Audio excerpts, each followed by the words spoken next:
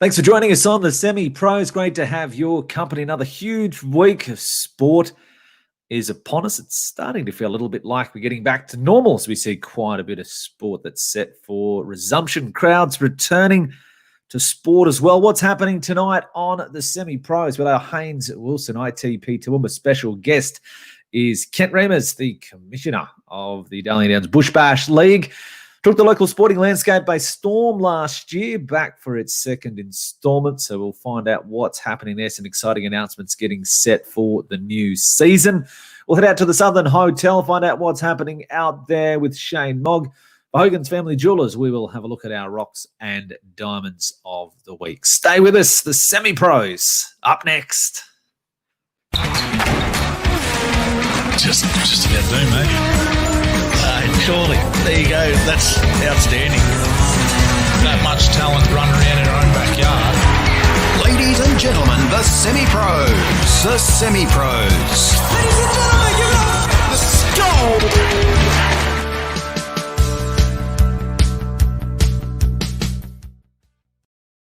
Welcome along to another week of the Semi-Pros. Great to have your company.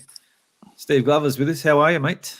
Mate, good. As you said in the intro, starting to get back to a little bit of normality, I suppose. Well, the new normal. At least we're getting some games on there. And what is it, this weekend or a bit of last weekend? A few crowds too. So yeah. Is it this weekend? 2,000? 2,000, yes. 2,000. Packing into very excited Knights fans tonight. They'll be down at the Central Coast. So cheering on the boys to a shellacking. We'll see what happens with that one. Troy Gurski, great segue to introduce yourself. How are you? I'm good, mate. I'm good. I'm looking forward to the little Glover-Gurski showdown tonight. I think it'll be a closer game than what some people think. Yeah? What, 60? Yeah. Oh, you said that last week too. You know, I said last week I didn't think we'd win, but I thought we'd put up a decent show. I think we did. So yeah, I think there'll be a handful of points in it tonight. 6-8. Yeah. We'll see. A handful, 6-8. How many fingers have you got? Well, got 8, mate. How many you got? Hands full. You lost a couple, have you? Hands full. 2 hands full. So, where's Joel Stower? He's not with us tonight. Oh, mate, I think he's sleeping up before he gets up and has a punt on Ascot all night, isn't he? The old late night punts company. Has a bit of an afternoon kip and away he goes. Jumps on he loves it, doesn't he? The Twitter wagon, yeah. Oh, busy fella. Got a bit happening, though. So good on him. Gets into it for tonight. But seriously, as I said in the opener there, doesn't it feel a bit like we're sort of getting back to a little bit of normality, if you will, like we saw during the week as well? Toowoomba Junior Rugby League's going to resume. I think Darling Downs Rugby Union Juniors to recommence as well. So not just on the national front where we're seeing sport back up and running, starting to see a few crowds being able to roll through the doors, but just generally we're getting back to what looks like a little bit more of normality in our sporting codes, as I said, at all levels. Well, the best thing is we'll have something to talk about, won't we? Have good in. No, but it's like everyone's been cooped up for so long. I think we'll be asking the bloke on next. I reckon his sport and his little venture he's got to go and get a boost from it. But everyone's been cooped up. I think they just want to get out and play some sport, any type of sport at the moment. Yeah, exactly. So we're going to cover a little bit later in one of these topics, but I'm curious. I'm looking forward to your thoughts on this later, Steve. Now, you're a grammar boy, the greatest honour, I suppose, from a footy point of view, from a Toowoomba grammar student for a Downlands College student, is to play a Callaghan Cup. Now, obviously, with everything that's happening at the moment, they've announced during the week the game will go ahead. It won't be at grammar. It won't be at Downlands. Jason Gibbs is right. Bring back sport. He needs something to do. I feel for journos. I said, I'm glad I'm not in that cave anymore. But anyway, it would have been a rough however long it's been. So, but can you imagine, as I said, we'll cover a bit after, but what's your thoughts on that? I'm curious. That they're going to play, no crowds. It'll be up at Clyde Berghoff Stadium. Yeah, I did see that just pop up before. Well, I suppose looking at that game, even if you're part of those first 15 teams that play the main game on that day in front of massive crowds, it's probably one of the biggest atmospheres that anyone involved in that game will ever play in their sporting career, no matter what it is. So it'd be disappointing for the guys involved. But it's not even that. Like, it's the guys. The whole school gets behind it. Like that, it's a mark on the calendar. It's pretty much the mark on the calendar as a part of a school and a sport point of view, which they look forward to. So to play it without the atmosphere, obviously it's the guys on the field will still be out there to win, but just missing out on that opportunity to feel what it has been like will be, well, I suppose it won't be different for them because they don't know, but to have that opportunity. And it also takes us old fellas who are meant to have a 20-year reunion. That weekend. I think it's 4th of August, isn't it, the game? It's still going to have the scheduled date. But, so we'll have to, live stream it and huddle around a TV at 1.5 metres apart on seats and probably enjoy a few festivities. We'll talk about that a little bit later. I think it's an interesting one. But look, we're going to talk. He's about to join us very, very shortly. Our guest. We talked about DDBBL. Now, both of you. Well, I suppose we all had some sort of involvement in it. Obviously, and we sort of talked about it a lot on this show. The idea, how it came about. Troy, you played a huge part in the inaugural season as a captain of one of the teams. Steve was a mental strength coach of one of the sides. I was lucky enough, obviously, to host the big barrier draw, so the ballot when they did the draft. But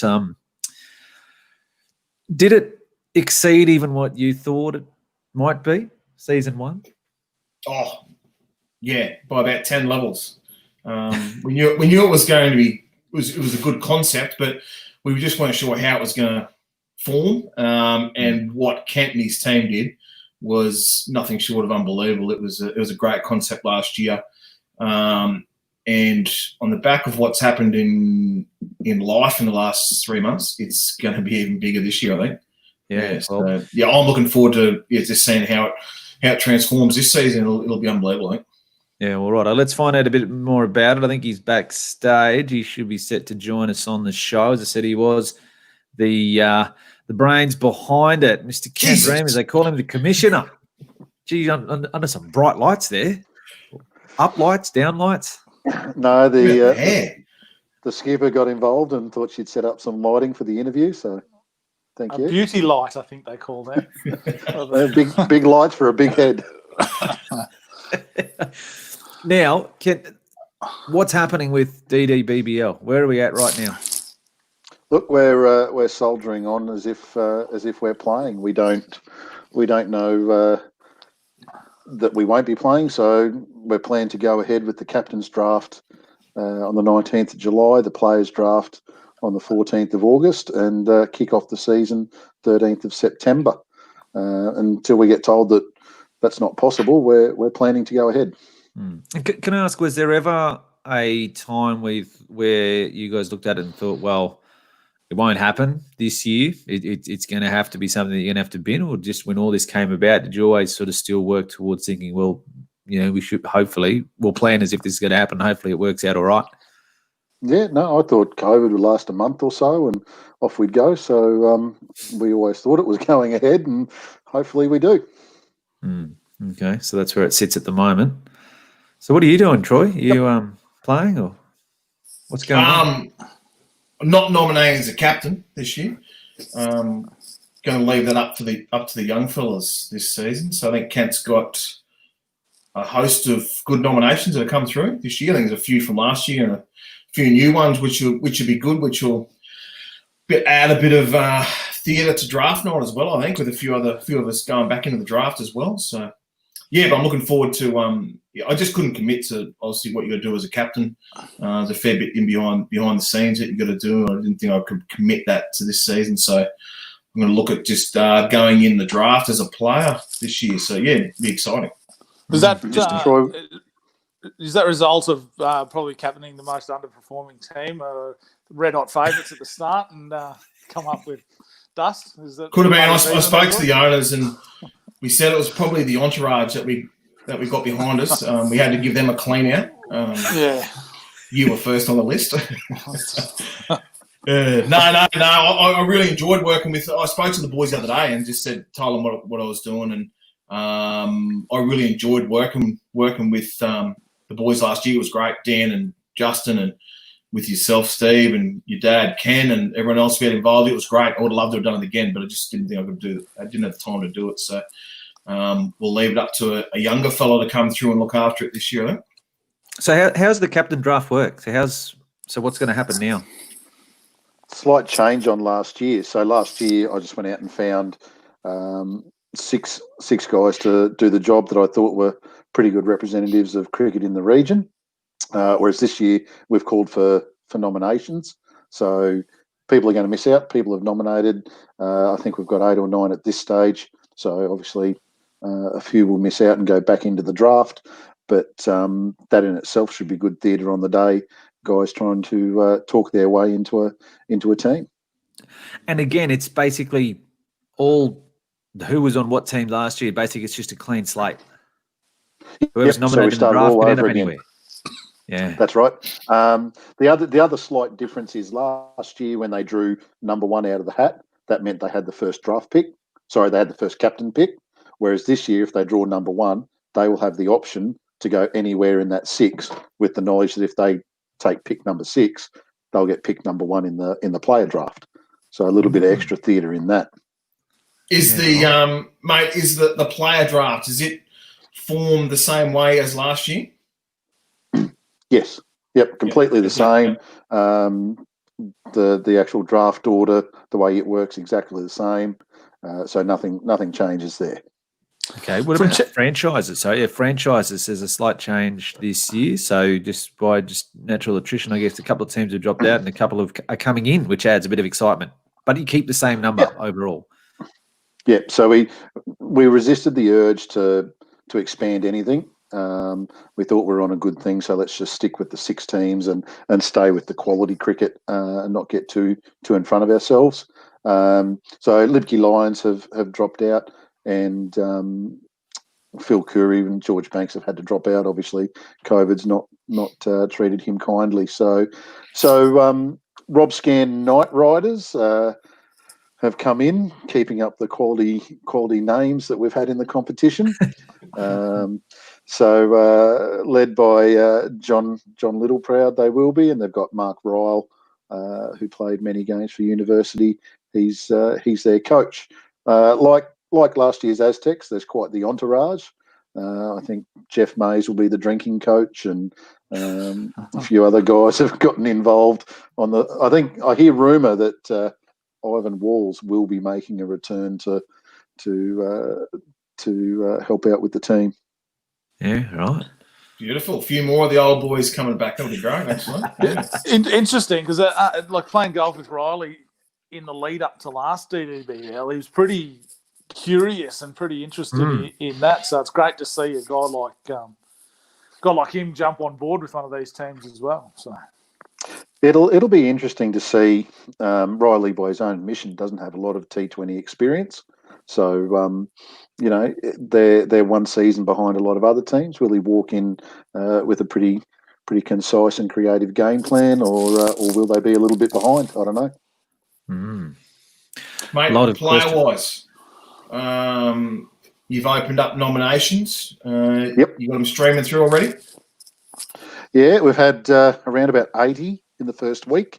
A lot of Queensland country players have nominated, Queensland country and South Queensland country. One of the Queensland country players from Cairns is going to play. You got a few names people have nominated for us? Yeah, so our friend from Cairns, Mick Salerno, you'd know him, Troy. Yeah, good cricketer. Yep, so left arm spinner. Steve McGiffin, an A-grader from West in Brisbane. Actually, half the West Club in Brisbane have nominated, which is really good to see. Who else have we got here? I've got the list here in front of me. Are you paying for the flights from Cairns? No, from what I understand, he's going to come down. What we've brought in a double header round this year, so travellers can knock out 2 out of 3 of their games pretty quickly. So he's going to come down, stay a week, come back and play his third game, and then he's basically qualified. Well, that's his plan. Should he be picked up? So no, he'll be fine.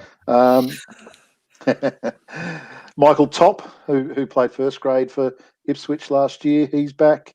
One of the Winton brothers from the Gold Coast that played Queensland Country last year. I think Toowoomba having the Australian Country Championships, a lot of those guys really liked Toowoomba as a venue and are keen to come back. A couple of South Queensland guys from the Sunshine Coast are nominated. The great. Do you remember last year, the morning after the player draft, Ash Sipple had gone missing? Ash Sip. He's back again. The great man has nominated. So is his son playing again? Yes, he's back as well, Jared. He's quality. So no, there could be more shenanigans with the Sipples again. Justin Anderson's probably the source of all evil when it comes to those sorts of things. Mate, how does that make you feel? I suppose when you started it last year to see where it went to blew everybody's minds. I think that was involved with it. But now to even go and see the calibre, like you're getting people that are willing to fly down from North Queensland to be part of the competition that's been created in this region. Like how, like beyond your wildest dreams, no doubt, but how does it sort of make you feel in the committee to know that you've created this sort of competition it is so powerful, it's gaining that much reach? To be honest, it makes you a little bit nervous. Like last year was just a boom and couldn't believe it. So the pressure's on to match it or better it. So I can tell you now, last Saturday and Sunday, it's pretty much my favourite time of year, watching all these nominations roll through. I'm like an expectant father, like Troy Gurski with a new puppy. Hard work, that's what that is, mate. I'll tell you right now. Look at that. Justin Anderson's online. Yeah, the angel, apparently. That is a complete lie. So I just wanted to ask, we talked before, 2 teams dropped out. You mentioned the Robertson Knight Riders. If my maths is any good, that means there's still one. You're missing one. Am I right in saying that? Or you got one? What's going on? Not missing one. Look, it was really gratifying that when we announced that Phil was leaving the competition, that weekend 6 people offered to buy a team. I'm not going to tell you who the new team is. We're announcing that tomorrow, but exciting times, and we've got the 6th team, and thanks to the Toowoomba community, there was a lot of people that were willing to jump on board with us. Good comment there from Chris Tate. It's a great concept, great competition. Ryle's got nothing. Can't bat, can't bowl, can putt. You can let the cat out of the bag, Kent. Like the semi-pro snakes, they're in. No, it's the Paragon paragliders. Sounds good. Well, you had also an announcement this week as well. So just in terms of sponsors and another little side competition to go with the competition this year as well. Yeah, we've got Hastings Deering on board as the hit the sign sponsors, harking back to the old Mercantile Mutual ING days. I've asked them to supply a big cat bulldozer as a target, but they're a bit shy on that. But last year, I think our signage probably wasn't good enough for that. So we're definitely keen to ramp that up and put up a nice big sign and get a few blokes hitting it and a little bit of pocket money for them. Excellent. Now, question for the 3 of you. You're all involved closely in last year. You mentioned a few names out there, a few surprise packets. Brian May went number 1 last year. Can I ask, is he renominated, first of all, before I ask my next question? Oh, look, Brian hasn't nominated yet, but it's a bit of cat and mouse with Brian. We'll keep working on him, try and get him over the line. So my question to you 3, thoughts, early prediction to go first in the draft. Jeez. So you were in this seat last year, Troy, and you made the decision to draft Mr. May. I reckon my early prediction will be you were in the same spot this year. Yeah, the bloke we tossed up on a couple last year, and one of them was Harry Wood. I reckon he's my prediction to go 1 this year. Looks as After what he though did in grade cricket again last year, he had a cracking season. Yeah. Harry's going to be subject to what Queensland cricket let him do this year. Yeah, okay. Well, if they let him, he's won. Righto. Got it all, I bats think- well, bowls well, athletic, young. Yeah. Good looking. Righto. So- Good bloke. And he doesn't mind a beer either. Righto. What do you guys say? Any disagreement or agreement with that? First, I if think you're he's making a right prediction. on an all rounder. I think if you pick a bat, it only takes a couple of really good pills or a bit of bad luck, and the batter's not gone well for you. Whereas if you pick a good all rounder, you're going to get some good value. Yeah. So Brad Spanner there saying Nathan Carroll. He just stole my thunder. That's a young fella who had a bit of a break from cricket, come back last year into the DDBBL. I think he went on to play a bit of grade cricket through the Brisbane season after that. But he come out on his day, he can tear you apart for a quick 50, 70 and go with 100. He can throw down a few seeds with you as well. And he's unbelievable in the field as well. So he's sort of that ready-made T20 sort of package. And if he nominates, I suppose, a year on his year in experience and those sort of things will do him the world of good. And I wouldn't shirk at picking him up very, very early anyway. Righto. I remember taking. You can't really go past Carroll. Maybe one of the Woods boys if they're available, but it's got to be an all rounder as far as I'm concerned. You've got to get value for your spend there. Righto. So you're going now. Have you got the same system in place in terms of how the point structure, etc., went last year and having to fit under the cap? And the second supplementary to that, have some of the players obviously have they changed or decreased or increased in their value based on their first season? Well, they have to, because if you take someone like Paul Toohey, who probably won't play this because he's done some pretty serious damage to his back. But if Paul Toohey came back, he was a 200-pointer last year, was one of the stars of the competition, then went back and played A grade for Mets, so he would have to come up in value. There's other guys that made South Queensland that hadn't played South Queensland the year before, so they're going to have to come up. And then there's some guys that were 400 pointers because they played rep cricket, and then last year they didn't play rep cricket, so they'll go back down a level. So, there will be movement. So what's Troy Gurski come in at? He'll have his own special little category, I think. Wily veteran that tore apart Australian country. He's got to go up to first 600-point player, I'd say. Rubbish. Dan Borrow's keen. He reckons he should be cheaper this year than last year. Picked up 600. We're thinking about running a little guerrilla campaign on Facebook to chase down a Ben Cutting or someone like that. I'd love suggestions on who we could Don't get troll. Cutting. If you want someone to go for 100 million and over, drop the catch. What about Reardon? Nathan Reardon. Well, he's one we could chase. So you got He's connections at the there, coast, Troy? playing at the Gold Coast these days. He probably shares jet skis with Cameron Brimblecombe, I'd say. Could do. He'd be good for the comp, but Yep. Oh, we might see if we can troll him. he'd be Righto. cracking. See who you can find.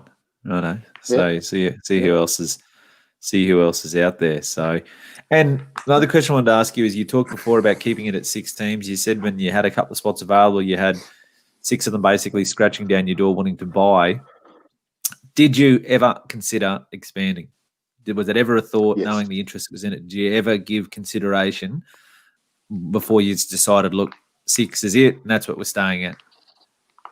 No, we discussed it fairly robustly. And we did consider it. I think one of the things we might look at considering in the future is pools for different areas. Maybe there's an option to take 5 teams below the range, 5 teams above. They all play each other once, then you cross over for a semi-final scenario. But that's way ahead. Let's not even contemplate that yet. And mate, we've spoken a lot about the players and that sort of base. The opportunity for owners to go out there and source their own coaches, like the Night Riders have. The teams that are kicking on again, going to get around again, have they basically kept that same coaching staff in place for their second season? Good question. So last year I was fairly heavily involved in helping them find a coach, but this year I've sort of backed off. I'm pretty sure those lovely guys at Livewired, the in-laws, Speezy and Paney, I think they've gone for Colborne and Dean Spanner again. So I think that'll stay the same. I think Justin's probably going to run around again for the Aztecs. He's now working out at Aidacare as well, so he's part of the furniture there. So, Working and number one employee of user. the month. Yeah. User. Not sure what the Valley guys do. I'd hope Lenny Martin will come back for the Valley Raptors, but they like to run a fairly closed microphone down there. They don't like to give too much away. Look at this one. This is from the GV Bush Bash League. They came to us and asked if they could pretty much use our format, and they kicked it off down in Shepparton last year around Christmas time. Beautiful. So friends of the DDBBL, the GVBBL. So they've got locked in all 14. All went well for them? Yeah. They had the Mud Dogs and some other creative names. They probably rivaled us for some unique names there. It was pretty cool. A mud dog. What's a mud dog? Not really sure, but they had one. What about a crossover, Kent, between the two competitions, two finals? Yeah, well, I know the great Andrew Warpass from Toowoomba Regional Council's very keen on some form of Champions-style league up here in Toowoomba. Sunny Coast is going to do one, and the Don Kevy Ma up there in North Queensland is talking about doing one in Cairns as well. So maybe we could have a four-way competition down here in Toowoomba, Champions League. Are Sunshine Coast definitely having a competition? I got told last night that they were. Yeah, so you probably expect to lose a few players from last year that'll go to the coast? No. We've got more players nominated already from that area. Okay, beautiful. And that was the tough thing last year, wasn't it? The draft was the caliber of player who missed out. So that's again going to be a tough one there as well. Yeah, it's a little bit of a weird scenario for some people. Good cricketers missed out simply because other teams were chasing a backup keeper, for example. So a good bowler missed out. And but to be honest, I actually felt for some people there. There were really good cricketers that didn't get a gig, and I've been talking to them in the background and willing them to get back into it, and it looks as though they are. So it's a difficult thing when you see good guys miss out on a spot in something that they really wanted to be part of. Mate, but hopefully, like as you said, you want them to go back and work harder on their game. And on a smaller scale, you'd hope it does what the Indian Premier League did. Like they implemented the Indian Premier League. Most of the Indian players played it, and their players have gone to another level. You'd hope that it does similar things for the Toowoomba caliber of player, that they'll work hard and get into the competition and take their game to another level as well. Yep. And I'm pretty sure it has to an extent, but I think as we do this more and more years, I think you'll see guys get keener and keener for a spot and work harder for it. So yeah, hopefully we can improve the local game. That was the reason behind it from the start, was to give our rep cricketers some cricket before going away early October, and then it sort of just changed tact and became a monster. Yeah, as I said, it just took the local sporting scene by storm, that's for sure. Did you see that as part of the Darling Downs Suns? Because you went up there and played in the Bulls Masters T20 and just missed qualifying for that game at the Gabba. Yep. So, yeah, look, we were right in the mix. Troy will probably agree with me that we were chasing a moderate total on the semi-final, and we blew it. Credit to the Gold Coast. They did a pretty good job of playing some creative T20 and brought in some different bowlers and shut us down. But we've progressively gotten better as a Darling Downs unit over the years. We've won the last 2 Schaefer Shields, which is a very exciting thing for us. But at Bulls Masters, we've just got to take that one extra step now. So I look forward to seeing what the journey is here. Now, a couple of things before we finish up with you. So, big announcement tomorrow on the 6th franchise. Is that what's happening? Mm-hmm. Right, so we'll keep our eyes on the Instagram for that. So the 6th franchise will be announced tomorrow. The draft, captain's draft. Plug for when these events are. Captain's draft. 19th of July at Fitzy's. Yeah, and then what's next on the calendar? Players draft 14th of August out at the Marquee with Kent Woodford, the great Becca Woodford. What days are these, mate? These Fridays, Saturdays, Sundays? Tuesdays? Look, captain's draft we moved to a Sunday, so Fitzy could still trade and have his bulk trade. But Friday night for the players draft, so you got a weekend to get over that, Troy. And then first game 13th of September. 13th of September. Didn't have a beer last year, mate. I was too busy trying to pick players. It was ridiculous. Well, you'll be able to relax, waiting for about the 13th pick when someone goes 600-point player. Have we got enough left? I hear 15, last pick in the draft. Hip Pocket have 300 points left over from last year that they're trying to cash in this year. I think I'm going to tip that Troy's going to be the 2020 version of Lyle Teskey at the draft night there, pestering everyone. Remember that?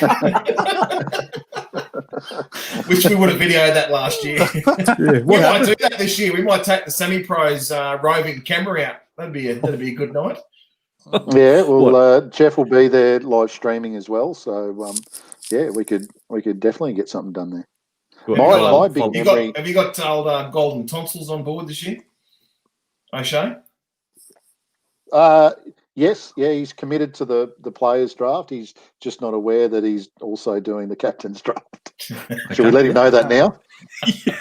Good on you, James. No worries. When was that again? Yep, all good. Toowoomba's favourite son, he loves it. I'll be there. Cool. One little shout out. Co-commissioner, Big Tone Anderson, raised the bat for 50 not out yesterday. So I saw that. I thought he was at least 55 to 58. He grows old as slow as he used to bat. His other brothers, he's the younger one, isn't he? Justin's older, isn't he? He's about 60 odd. No. And there you go. There's a serious question for you. Have the captain nominations been announced? No. Yeah. Do you want me to announce some of them now? Exclusive. We've got four of the last year. Brimblecomb's free again. He was cut loose and he's available. Thanks, Cameron. He's persistent, isn't he? Yeah. Chris Glass, winning captains back again. Sean McCarthy has put in a fantastic nomination and probably deserves to get picked up again just on his penmanship. Alex Welsh is back, who did the Valley Raptors last year. Yeah. Then we've got Zach Beveridge from West in Brisbane, captain their twos last year. Aidan Watterson, the big beautiful man that can do it all. He's put his hat in the ring. We're trying to snag Jed Sipple, Kieran Gibbs, and wasn't Gibbsy dynamite on Win News the other night too? Sorry, the other day, spoke really well. So that's pretty much our guys. I think we need to keep putting a bit of pressure on Jed Sipple. Get him in.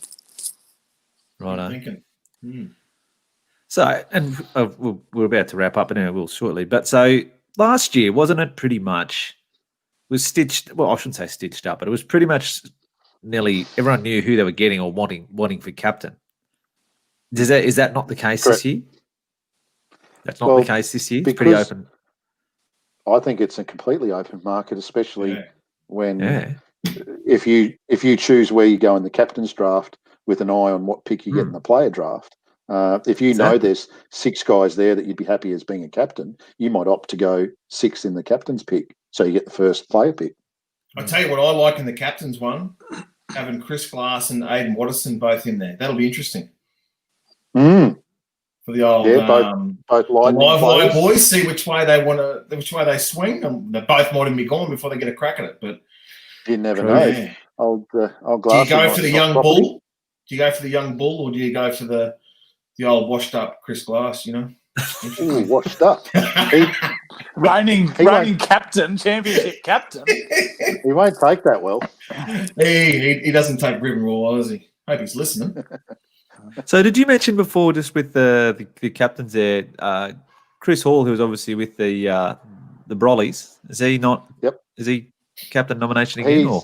He's pulled a Troy Gurski and just gonna play. I think the pressure's gotten to the pair of them, and it's easier just to play and not commit as a captain.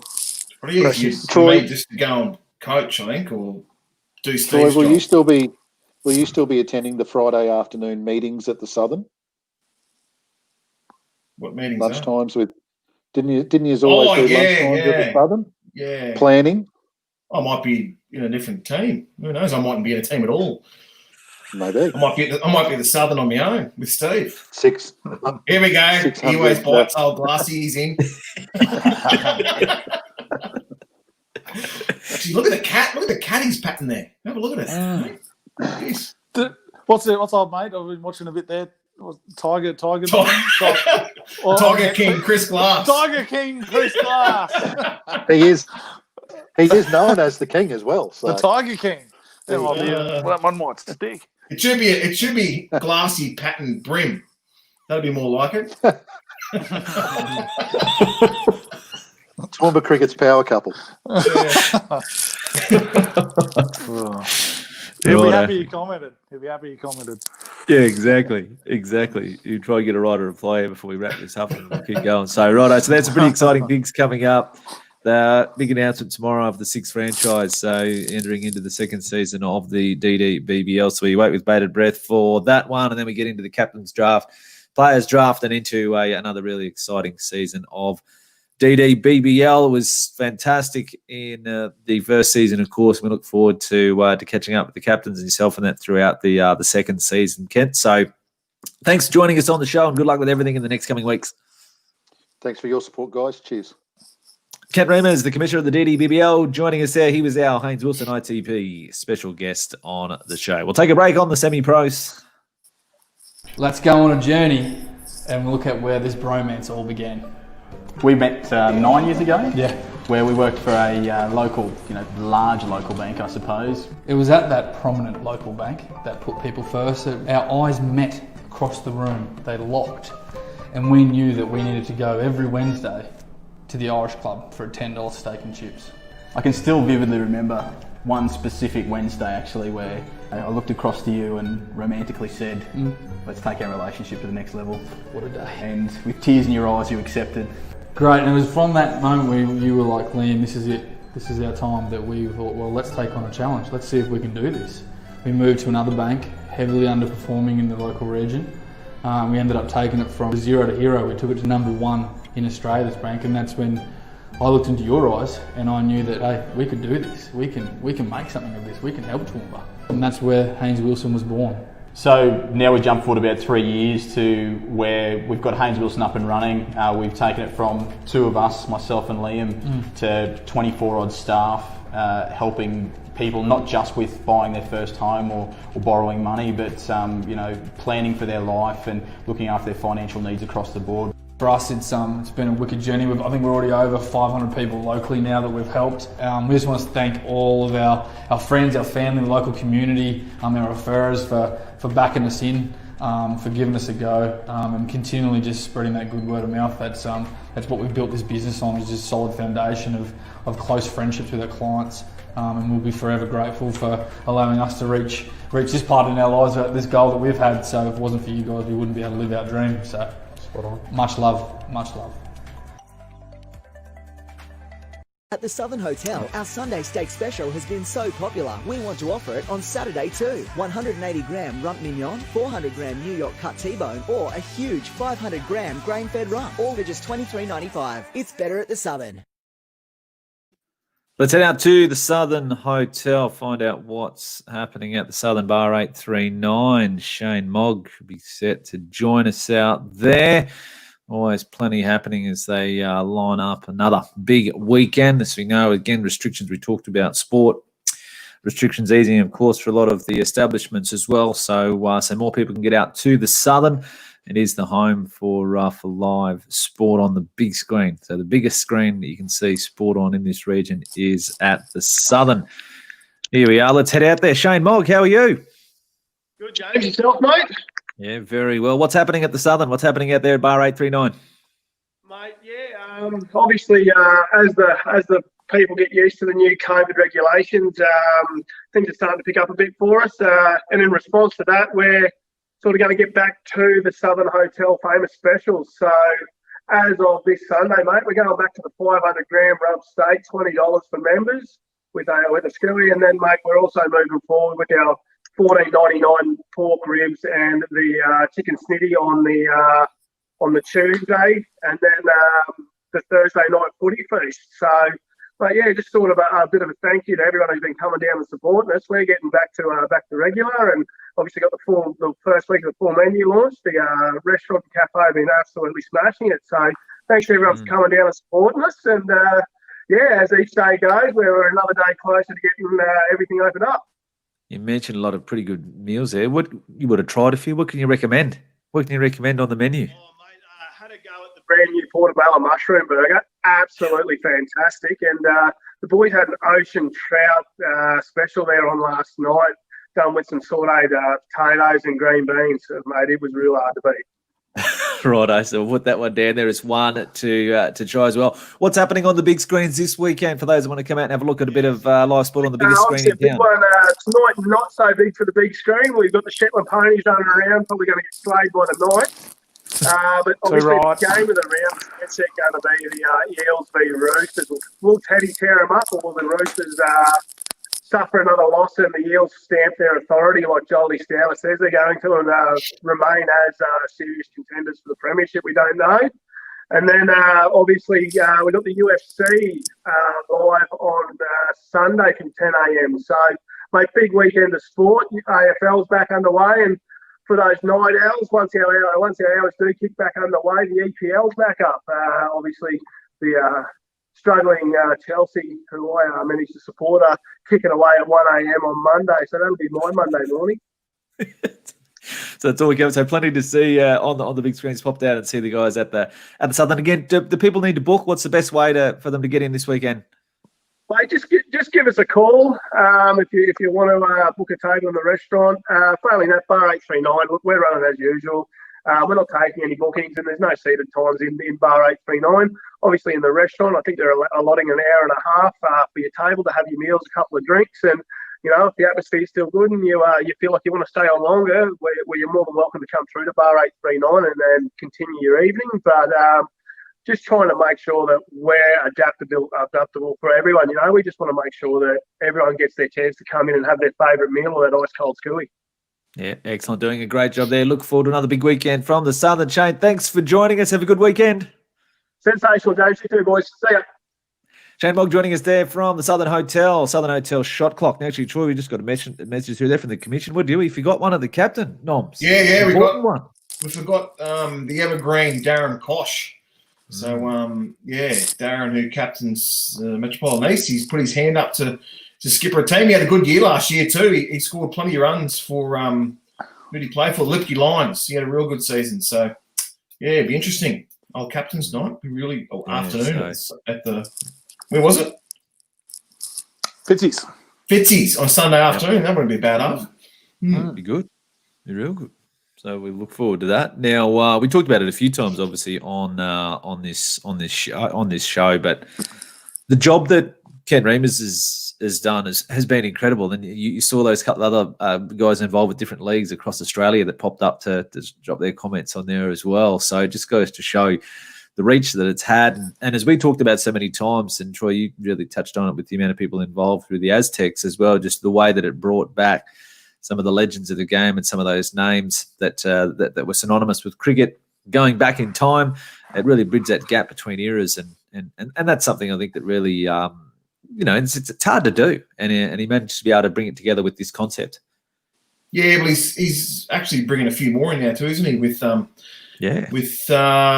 Rob Scan team, got a little bit of a university affiliation there, but plus they've got Dan Gabbett as well from West, so they're bringing back the likes of Mark Ryle and, as I said, Ivan Walls coming back as well. So yeah, take you back to the days of Steve's old man Kenny rolling in, throwing them down at Ivan Walls and probably telling him a few things I would have thought Ken like to. So, but no, all those blokes are back. Spanner, all those fellas, all the legends of the 80s are all involved, which is unbelievable for the game. Yeah.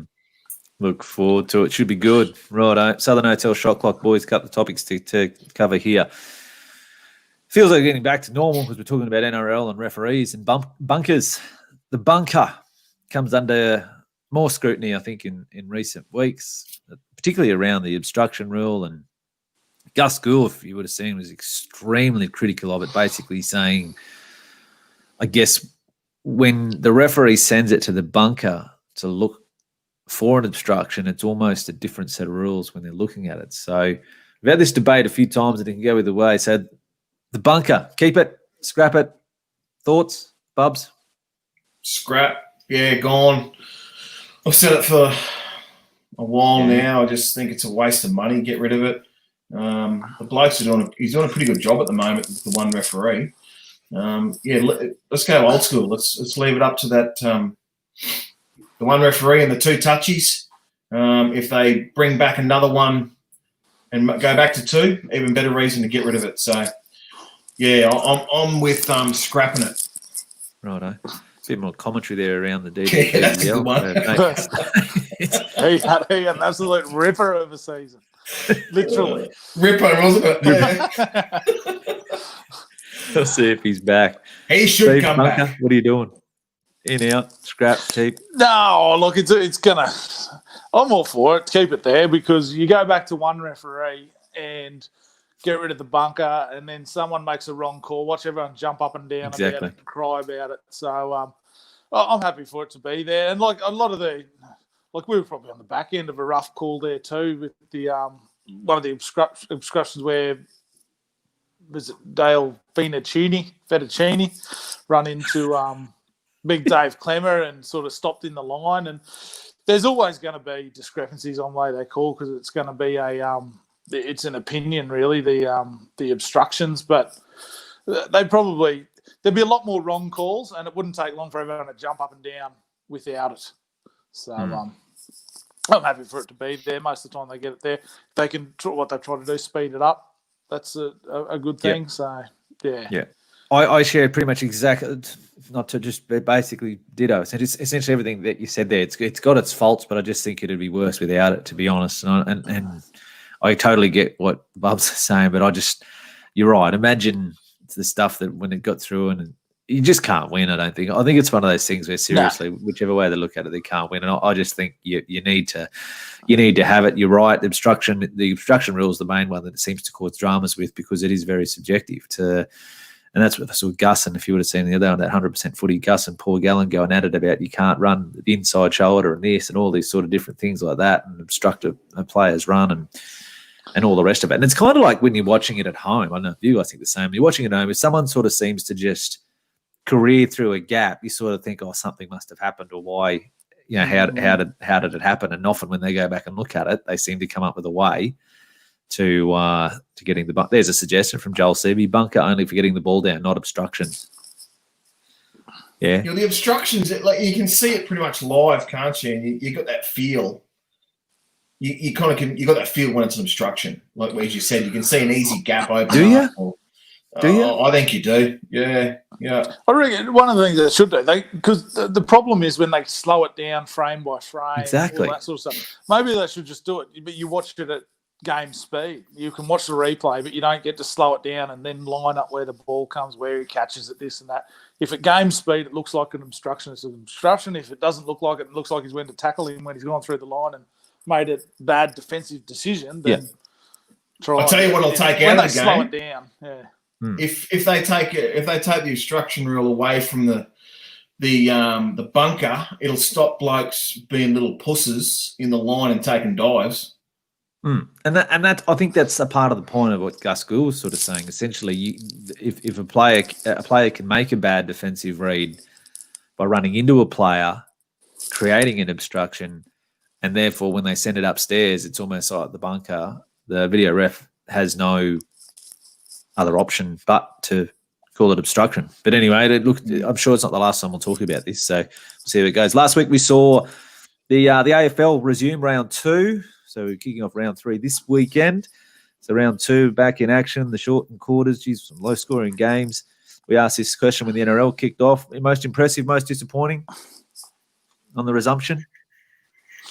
Well, the Gold Coast Suns, where have they come from? They couldn't beat an egg, and they've come out and towed up West Coast by 44. So turnaround, they want another COVID between round 3 and 4, so they can come out and do that, the fresh legs. So, but I didn't watch too many of the games. Looking at the score, I think the Lions were pretty good. They went really comfortably, and Leonard Dockers give them a sniff at the end, but they held on. So it was pretty good. Bit of commentary around the shortened quarters, the shortened games. So, but slow scoring. Some of them were, but some other games. I think that the low-scoring game they do was 36-all with Richmond and Collingwood. But and then I did hear on the boys on the old tab radio the next day is it comes down to like those two teams' defensive structures are best in the competition. So when you've got two of the best defensive teams going at each other, it's always potentially going to happen. But it's good. And I think I'll go to Suns, though, in a short answer to your question. Yeah. Troy? Worst, probably the team the Suns beat. West Coast. A lot of people are tipping them to, be top 4, top 2, top 4. They were pretty ordinary. Best, I think Geelong were pretty good. They gave Hawthorn a bit of a touch-up. I think they beat them by 40, 50 odd. So, they've come out of the blocks pretty well, Geelong. Yep.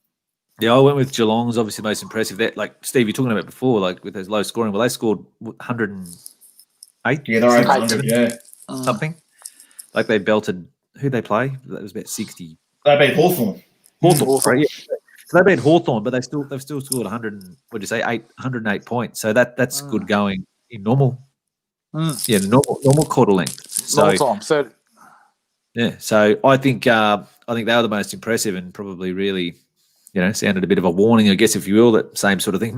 COVID's obviously been kind to them. And I thought, you guys mentioned a couple there, but I thought that probably the other team that you'd have to say was disappointing, I only caught bits and pieces of the game, but looking at the recap was GWS. They were pretty ordinary, considering where they were last year. And they went down to 20-odd to North Melbourne. So, I think they were the most disappointing. So, let's look at Aussie Rules. We kick off round 3 tonight or this weekend. Talked to this before. We go to you first, Steve. As we said, our Callaghan Cup, you probably answered a little bit earlier, but at a neutral ground with no crowd. Probably answered it anyway. Different. What I said before, like that particular game of footy is going to be the best atmosphere that 95% of people who play in that game will ever play in front of. So it's disappointing that they won't get to experience that because back in the day, I think they still get 2,000-3,000, but when it was the standalone, you get 6,500, 7,000. When the Risdon Cup was when it was a standalone weekend and they break for that, it was massive, and it's a highlight of the calendar whether you probably play footy at either of the schools or just go to the schools. It's a massive occasion, to be involved with. So, no crowd, it'll definitely be different. I don't know. Obviously, there's still passion between the two teams. They'll get up and they'll both go pretty hard. But, definitely different. But as I said earlier, it's not knowing that it's any different. These guys are probably used to playing in that, where you don't get too much crowd coming off. It's just schoolboy footy. It's just a bit of a shame, I think, that they don't get to experience what's a great experience. Yeah, it's not just two schools, it's anyone. Adam Marjoriebank's on there saying go on the Knights. So I hope Gurski loses again. So but it's not just Grammar and Downlands. I remember as a St Mary's boy, it was still arguably the best weekend of the year. How about the after parties? That's what I'm getting at. That's what I mean. Yeah. It's good. You roll up to the game and then go wherever. It's good. Hit and miss and away you go. And so when I say no crowd, obviously just with these restrictions, there might be, well, there's not going to be many, put it that way. And they've had to structure it. I didn't read the whole article. If Jason Gibbs is still online, he might be able to tell us. But they have to play, because what they play? They play every grade down. They're like right down, if you're like in the grade 8 E's, you play each other, isn't it? Yeah, I think it is one of the sports that sort of Downlands does. I wouldn't say they match them, but they compete at a lot more depth up against in the rugby is what they might not do in the soccer or the cricket or cricket probably. But the whole school. So there's definitely probably at least three grades in every. So ABCs in every grade, if not Ds, possibly down to E's in some cases. So I'm not sure how. Yeah, not sure how they're doing it, but it's saying again with the social distancing and everything else, all that. Obviously, they're playing all day for a couple of days, from memory, from what I saw there. So like the grades until you get through to the main game being later in the, curtain races and all that sort of stuff leading up to the big one. So and it will be live streamed, so you'll be able to sit around the campfire and. The Tigers. 1.5 meters apart and cheer them on. Now, it's interesting, you said Joel Stower sent through this question there. He's not on the show, so he obviously had an answer all prepared. Royal Ascot's on at the moment. We've seen some great success from some Aussie horses over there. What's the best Aussie victory? Royal Ascot. Gee, this was the cheap ones. What was the cheap horse? Was it called? Takeover Target. Yeah, Takeover for me. That was a cracking win, that one. In the top of tails there from Queen Bee Anne. Old Joe Janiak. Yep, the Queen Taxi Cabby. driver. Yeah. So you're with Steve. Who are you rolling with? Oh, I don't know. Who has there been? Choisir. You had obviously Scenic Blast, Star Spangled Banner. I did no research, to be honest, on this question. So, did Thingo that Navy Black Caviar? What's the thing of the chiropractor's horse? That's Merchant Navy. Yeah, Merchant Navy. There's another one. Well, we've got a local flavour there. Bring a bit of la-di-da back to Toowoomba with Merchant Navy. Merchant Navy. I'll toss up with one that you mentioned there, Bubs, but the other one I'll throw in is Choisir, just because it's the first one to do it. Yep. Set the trail. And Miss Andretti's another one that went over and did it. There's been heat, like I said, Scenic Blast from Perth. How about that race Choisir lost on protest down the straight in Melbourne? You had to bring that one up. Sick. How? Anyway, yeah. I was on Choisir that. Is there any over at the moment? I know you were. I was going to say, Steve, good memory for us. Did you see it popped up on, getting off topic here, but anyway, it popped up on Facebook or Twitter or something the other day, the story on I Got Chills with David Hayes. Melbourne Cup Day, they backed it from 15 or 16s into $4 and it's belted them. Came out the next start, belted them again, and then it had bone chips and a couple of issues. It only had a couple other runs and they're well below what it was at first prep. So, but anyway, how Choisir got beaten that protest that day. But Choisir was the first horse to go over to the UK and do what it did. And you're talking about blazing a trail, and look at the horses that have continued that year. Not this year, obviously. So, but anyway, that's a look at our Southern Hotel shot clock. Take a break on the semi-pros. We'll come back to wrap things up. We'll have a look at our Hogans Family Jewelers, Rocks and Diamonds, the best and worst of the week, and our semi-pros multi. We'll try and find you a winner or two. Hi guys, Lockie here from Hogans Family Jewelers. Today we're looking at how you select a perfect diamond. We need to consider the 4 C's: cut, colour, clarity and carat weight. In terms of discussing the cut of a diamond, we need to consider the aspects of the qualities of cut. At Hogans we only source triple excellent cut diamonds. In terms of colour, we look for the perfect white stone. We source stones from a D through to a G in colour, the top 4 colour gradings. Clarity is another really important factor in selecting your diamond. We don't want to look at the diamond every day and see inclusions or marks in the stones that distract from the beauty of the piece. The final of the 4 C's is carat weight. A lot of people believe that a diamond's value is based just on its carat weight. This isn't truly the case. It's a combination of all the 4 C's put together. There's one final hidden factor that I need to discuss about finding the perfect diamond. It's called fluorescence. When she wears the ring in natural sunlight, UV light, where the diamond is supposed to sparkle at its optimum level, you don't want any reaction. You don't want the diamond to go foggy, or a milky colour, or even a little neon blue sort of tinge through the diamond. This is why we only sell nil fluorescence diamonds and make sure that that diamond stays crystal clear whether you're indoors or outdoors. There'll be no reaction to natural sunlight. Fluorescence is one of the largest factors of devaluing a diamond. Be careful. Out there you might find diamonds that seem cheap, but truly they're going to be cheap for a reason. At Hogans, we prefer our clients to experience superior quality diamonds. We only source the highest grade of GIA certified diamonds. That's the Gemological Institute of America, the harshest grading lab in the world. Some of you may have done some research on diamonds before and may fully understand the 4 C's. But if not, we've got knowledgeable staff that will help you and guide you through selecting the perfect diamond. At the end of the day, it's all about quality, and at Hogans, we prefer quality.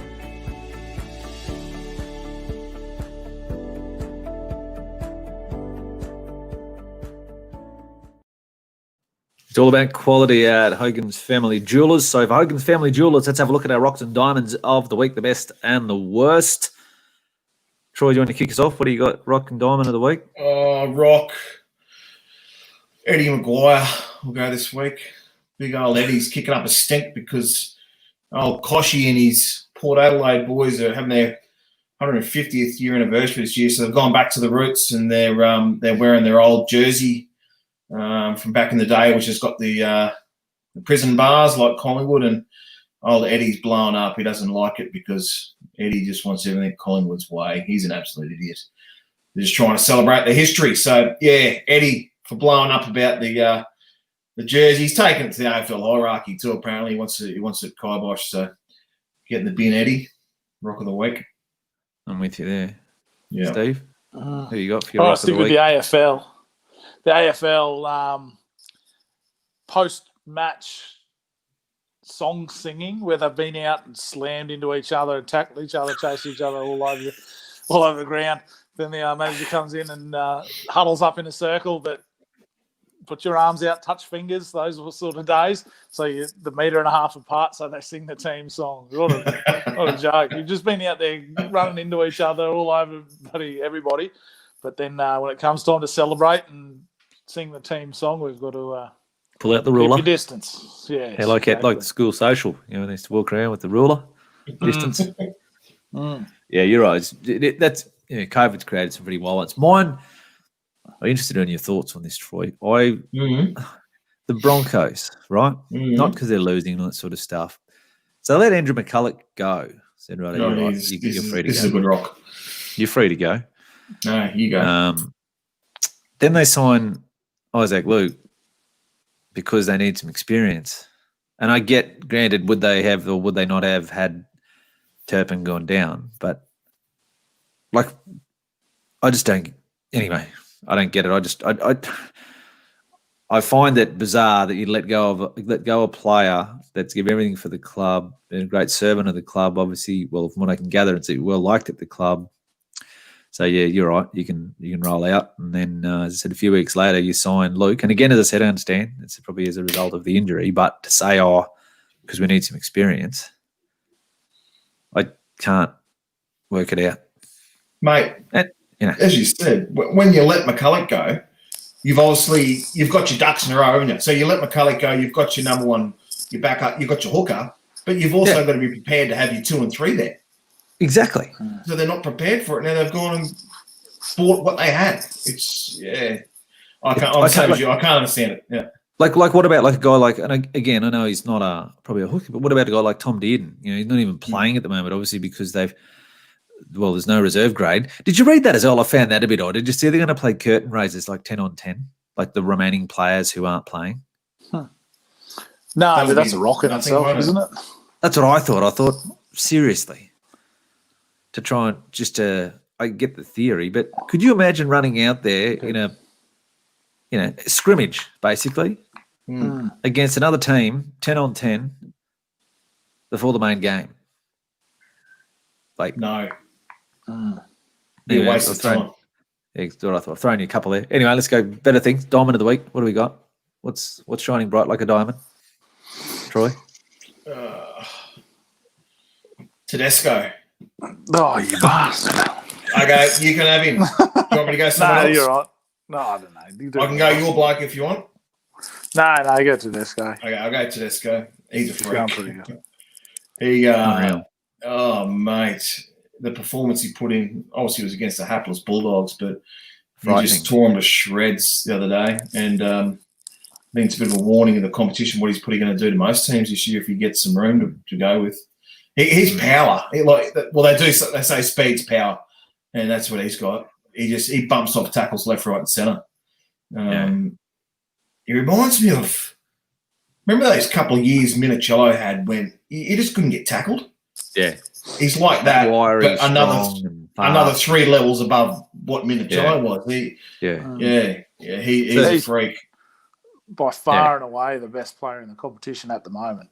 Yeah, you're right, Steve. He's good to watch too, isn't he? Great to watch. Incredible. So that's the thing. So he was a West Tiger. How did they ever let him go? How did they ever just throw? Remember, he was signed to go to the Raiders. The Raiders. He was going to the Raiders. Yeah.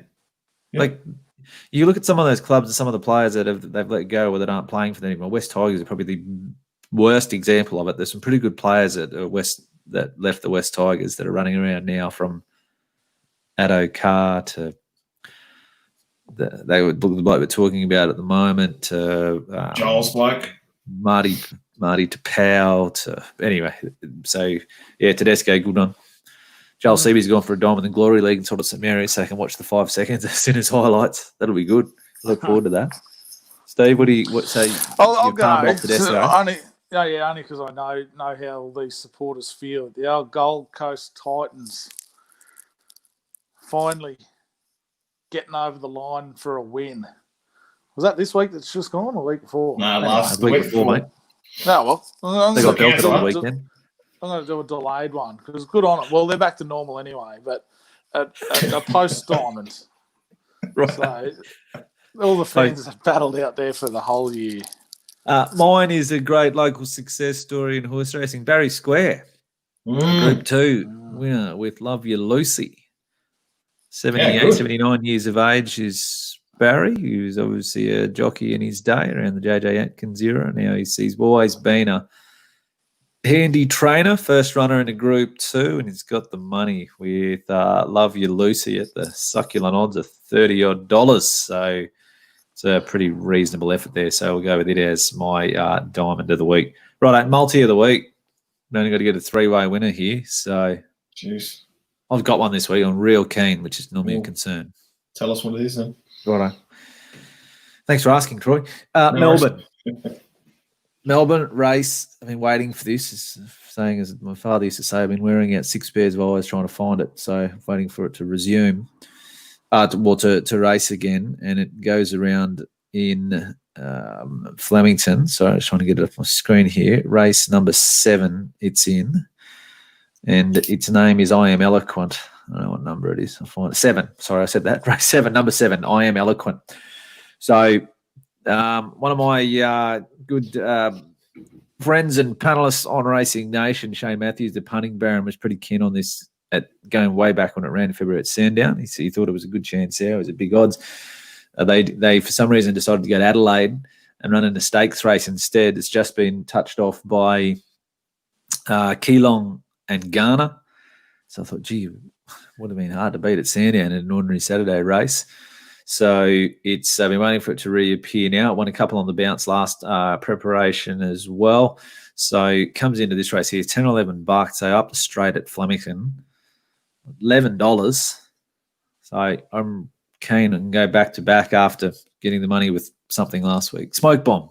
So back to back here, I Am Eloquent. I think it'll be extraordinarily hard to beat in the 7th, particularly for those that like to play on an each way basis. I think it's a lock for a top 3. Lock. That's not me. Straight out. Money for jam. Yeah, for me, straight out. So, yeah, you got to be a thrill seeker. That's mine anyway. Race 7, number 7, I'm Eloquent Flemington. Troy, what have you got? Brisbane race. Where are we? Brisbane race 8, number 1, Garibaldi. Yeah. Tony Gollan trained. Norda for board. Brian Simpson's in here. Yeah, $4. I think it's ready. Yeah, it's ready to win. It's had a couple of starts back now. Yeah, I'm going. The boss's horse. Yeah, I was looking at that. It was a good run. It was a good run. It was an unbelievable run. It was, wasn't it? Yeah. Unbelievable. But I am going against the boss's horse, Stephen. That's correct, yeah. Garibaldi. Hopefully it runs a good race too. Righto. Steve? Now I'm going to go with another one of Simpsons that the actuary. Getting out in distance, the actuary in race 5. Number 9, 550, out to 1,600. So it's broke. I think it picked up a maiden there last start, going back into the going into open grade again? No, so it's in the 2-year-old. Stays against its own age, but hit the line pretty well last start and really has all races this prep, apart from the one at the Sunny Coast when it was in open age. I think it'll get a nice run, getting a bit for smother from barrier 1. It'll get the sweet seat and just need a bit of Bailey magic to get it a needle eye opening at the 300 and see you later. The actuary for the Black Soil Bloodstock team. It's like shilling peas. So, well, that's the plan. Righto, there's our multi of the week. Hopefully there's a winner or 2 or 3. Hopefully 3, actually, among those. So good luck if you're having a punt this weekend. Gamble responsibly. What's on this weekend? Not much, anything exciting? No, work, unfortunately. Yeah, same. Bit of golf. Busy at the moment. Bit of golf. Go down and see you collect another trophy. You in the Saturday comp, mate? No, I can't get near him. I tell you what, it did sound pretty good. The 500 gram rump. Yeah, it sounded pretty good. Haven't had a good steak for a while. Yeah, hungry. We'll have to get down there and do that. We'll have to visit them, I think. Yeah, we'll take a part of it. Yeah, no, looks even to be nice, but yeah, I went around with your mate the last couple of days, played a couple of holes in the afternoon, the gong. He's keen, walking. He'll be fit. Well, he's fit, all right. He's fit as a fiddle, that young fella. And based on the form of those 2 days, won't be troubling any scorers when it comes to that sort of stuff on Saturday. Tanking, we'll have a go. Been tanking. I hope so. I hope so. I hope there's a turnaround coming with that. So we'll be trying. So yes, that's this weekend. Righto. So have a good weekend. Thanks for joining us on the Semi-Pros. Thanks, boys. Talk to you next week. See you, mates. Just about do, mate. Surely. There you go. That's outstanding. That much talent running around in our own backyard. Ladies and gentlemen, the Semi-Pros.